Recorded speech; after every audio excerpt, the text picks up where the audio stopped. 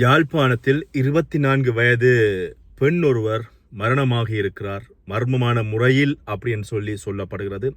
ஆனால் அதுக்கப்புறமாக இதற்கான காரணங்கள் வெளியாகி இருக்கிறது.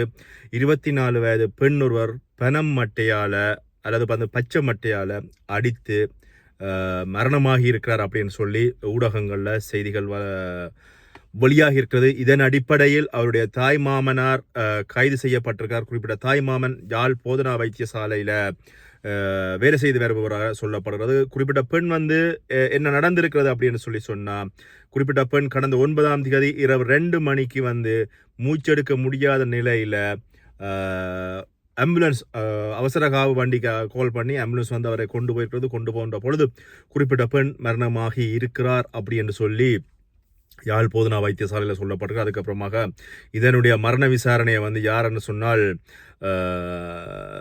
பிரேம்குமார் அவர்கள் நடத்துகின்ற பொழுது உடல் முழுவதும் அடிகாயங்கள் இருப்பதாகவும் கண்டல் காயங்கள் இருப்பதாகவும் கண்டறியப்பட்டிருக்கின்றது. இந்த குறிப்பிட்ட யுவதியினுடைய தாய் தந்தை இல்லாத நிலையில அவங்களுடைய அக்காவோடு வசித்து வந்தார் அப்படின்னு சொல்லி கடந்த 8ஆம் தேதி இவர் சகோதரிக்கு சொல்லாமல் வீட்டை விட்டு வெளியே போய் வந்தார் அப்படி என்று சொல்லி அதன் விளைவாக வீட்டில் தாயினுடைய தம்பியார் பச்சை மட்டையால் யுவதியை தாக்கியதாகவும் விடயம் தெரிய வந்த பொழுது குறிப்பிட்ட பெண்மணி மரணமாக இருக்கின்ற பொழுது அவருடைய மாமனார் கடந்த 11ஆம் தேதி கோப்பாய் போலீசாரினால் கைது செய்யப்பட்டு